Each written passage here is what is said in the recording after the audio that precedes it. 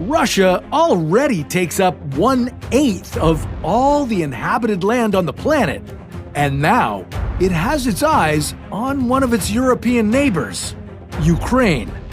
Historically, Ukraine and Russia have been in conflicts before. Most recently, Russia annexed the Ukrainian peninsula Crimea, and then it backed a separatist rebellion in eastern Ukraine. Now, Russia doesn't want Ukraine cozying up to NATO.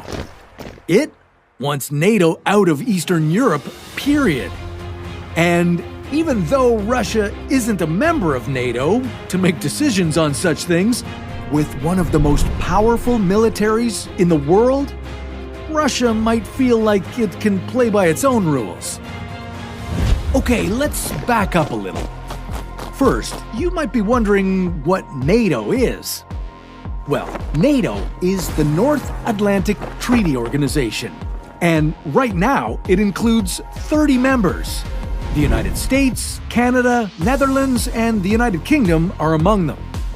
NATO's goal is to keep the peace and make sure no member of this alliance gets invaded by an international military force. You know, like that time Russia took Crimea from Ukraine.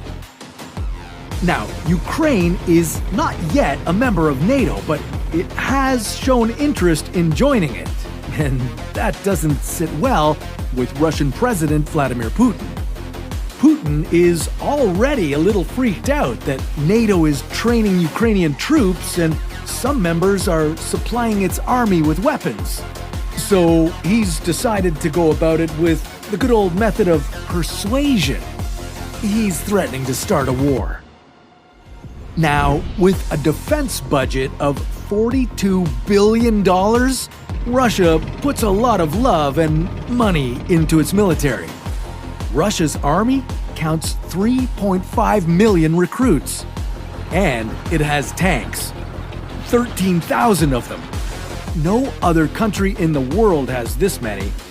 Russia also has 27,000 armored vehicles and ranks first in the world with its 4,465 artillery guns.